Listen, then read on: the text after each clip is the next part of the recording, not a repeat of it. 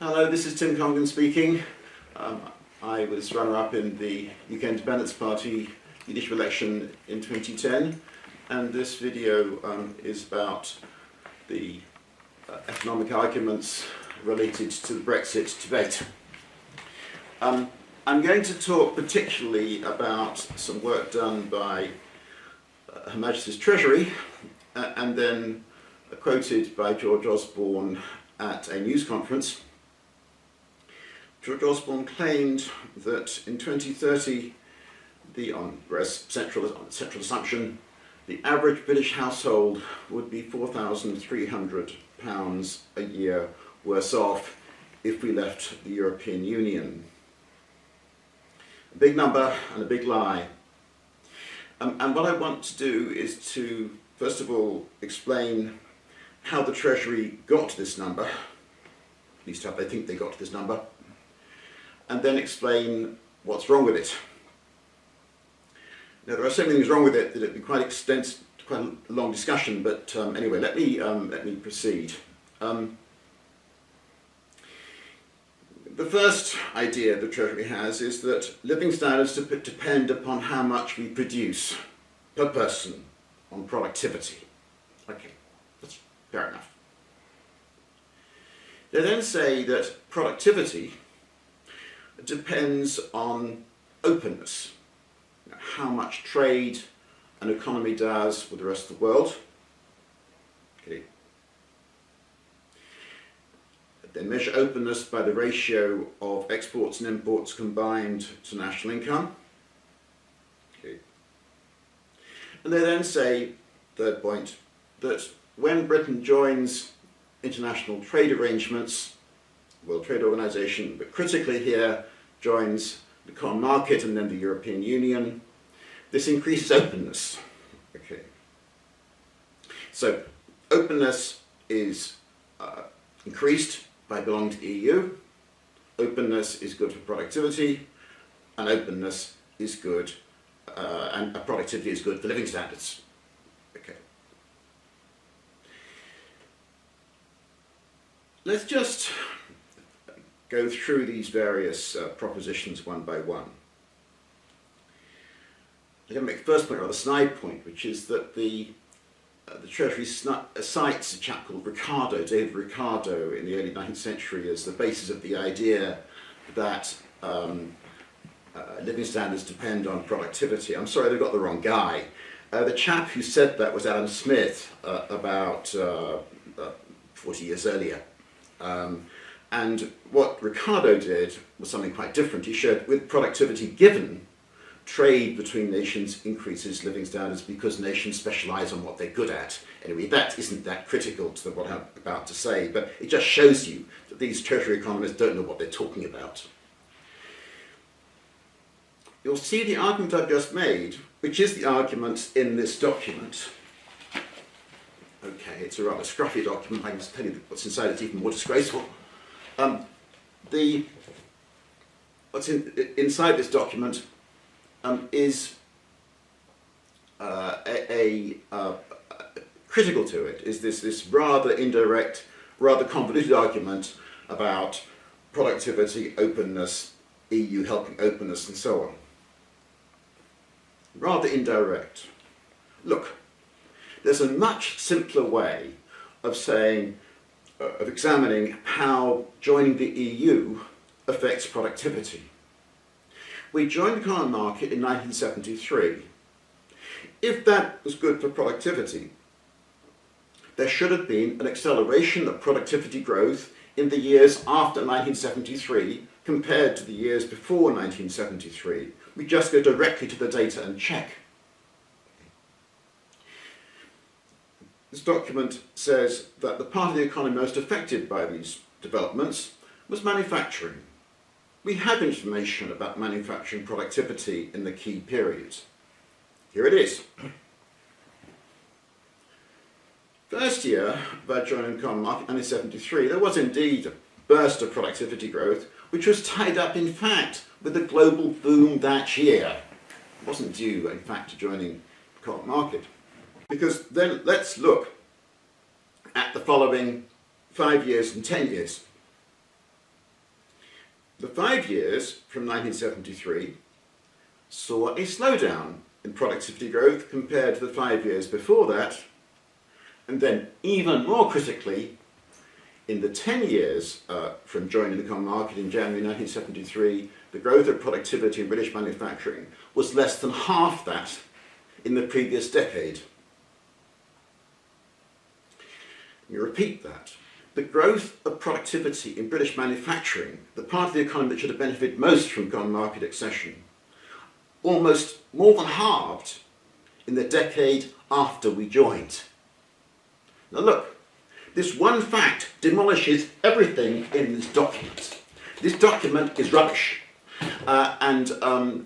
You don't need, in a way, to know any more about this than that, just the one fact I've just told you, which is in official data. Okay. But let's try and work out how it is that these Treasury economists have got it so wrong. All right? Obviously they've got it wrong, but what have they done in their methods that actually leads to this totally incorrect conclusion? What they've done is rather complicated, and I'm afraid my explanation of it also is a bit complicated. I hope not too complicated. They say that productivity depends on openness, and they probably have worked out an equation for that. They then say that openness has been rising over the decades, British economy, because they have this chart with the ratio of trade to output. There are two ways they can put this chart together. What they've done is to divide the volume of exports and imports combined to the volume of output. Okay. How do economists get volume numbers? They get value series and they adjust them for prices. Now, productivity growth in manufacturing in the long run is much faster than in services. It's very difficult to increase the productivity of a haircut. You know, a haircut today is just like it was 200 years ago, more or less. You know, they didn't have airplanes 200 years ago, so they didn't have internal combustion engines, they didn't have jet engines, all these kind of things. Productivity in manufacturing has increased 50 times in the last 200 years in manufacturing. So the price of manufactured goods goes down relative to the price of services in the long run. Okay. It then follows that if you deflate the value of production, manufactured production, that obviously the volume rises much more than in services because of these price movements. And it's manufactured goods that are traded between nations. All right? Services a bit, but nothing like the same degree. Much higher compared to services and output than international trade. Therefore, for any nation in the world, whether it joined the EU or not, when you compile a chart like this, volume to volume, you will find this surge. It's got nothing to do with EU membership. All right? The Treasury has made a howler. They've made an analytical howler. Okay. What you should do instead is look at value series, the value of imports and exports combined, divided by the value of national income. This does give you a valid measure of the openness of an economy. And that's what I've done. What I've done here is to put both of these lines on a chart, and you can see my red line compared with the blue line, which is from the Treasury's document. Now on my document, on my line, you can see that the ratio of trade to GDP in Britain was higher in the early 1950s than in the early 1990s, after it'd been in the common market 20 years. Okay? Rubbish. The whole the framework of analysis the Treasury has been using is tripe. Let's move on a bit. In order to reach their conclusions about this £4,300 a household, the Treasury has to make some assumptions about the degree of openness with different trading regimes. Okay? We could belong to the EU, we could belong to the World Trade Organization by itself, we might be like Norway and be part of the European Economic Area, could be like Switzerland in EFTA, various different options. The EU is a protectionist organisation in the sense that it has a tariff against imports from outside the EU. Okay? It's not a free trading organisation. Okay. Just impose tariffs on imports of steel from China, imports of solar panels from China, imports all sorts of food from Africa. It is to a degree a protectionist organisation.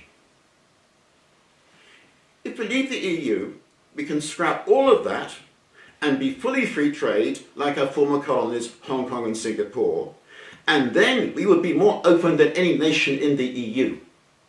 All right? Obviously. Does the Treasury recognise this? No, they don't. They take it that departing from the EU means we are more protectionist and less open than before. Rubbish. So these 3 points essentially demolish this document. It's just wrong. Okay. But what I want to do now, in the remaining minutes, is just to set up 1 or 2 more points, which I think will show you how dishonest this document really is. You see, I've got here another document from Treasury.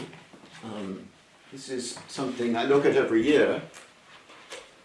This one is the European Union Finances 2015, published in December 2015, Command Paper 9167. This is Command 9250. And what this document has been doing for over 30 years now is looking at how the European Union spends money and at our contribution in terms of how much money we pay each year to EU institutions, how our contribution is changing over the years.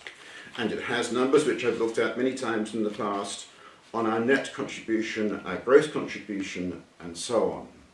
There is no dispute in this document that belonging to the EU costs Britain money. Okay. Then we look at Command 9250. To be precise, we look at page 137. Do you know what they say there? They say that, we have a section on the financial contribution to the EU. Read it carefully. Do they pay any attention to this at all? No. They say that we don't know how much we might have to pay to the EU when we're outside the EU, and therefore we're going to ignore this subject. They ignore altogether the implication of this for UK household finances. This is prepared by one team in the Treasury, this by another one.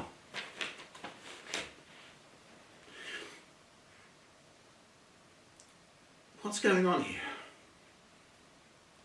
Well, obviously, I think what's going on here is that these people think that we leave the EU, we're going to have to pay some money to them to trade with these countries. Look, America trades with the EU. In fact, America's exports to the EU without us is actually larger than our exports to the EU. China's exports to the EU are larger than our exports to the EU without us. I think they're larger than, including us. China doesn't pay any money to the EU to trade with them. Again, rubbish.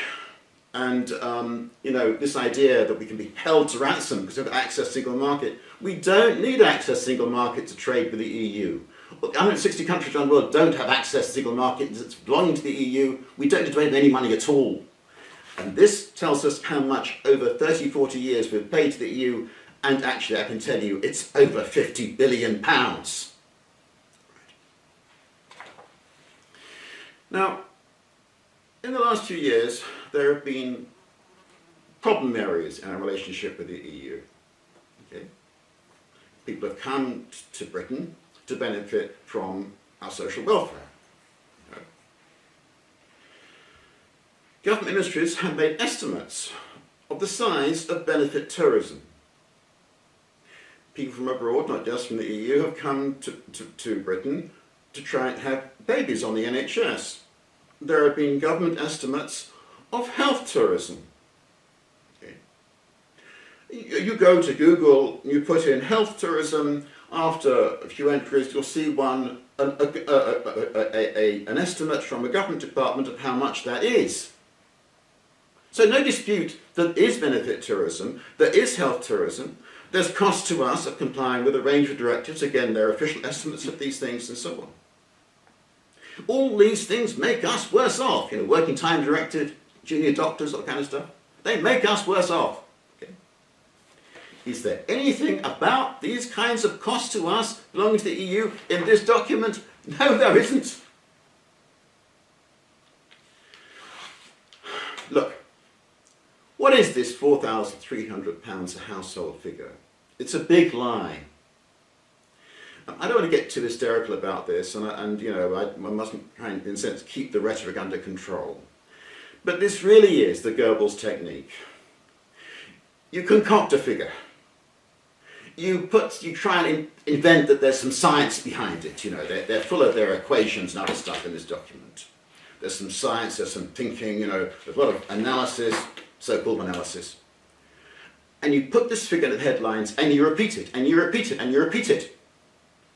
This is Goebbels. It is very important in the next few weeks that the people on the Leave side of this campaign make it clear that what this Treasury document does is totally dishonest. And we expose this for the lying that it is. It's terribly important we do this. But in the long run, there's a second aspect to all this is also very important.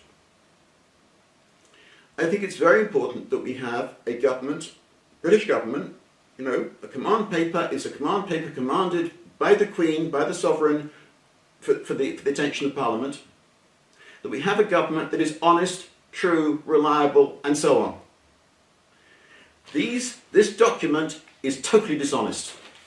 It comes from a method of propaganda that was seen in the worst phase of European history in the first half of the 20th century. We should not have this sort of thing in our country in the 21st century. Thank you very much.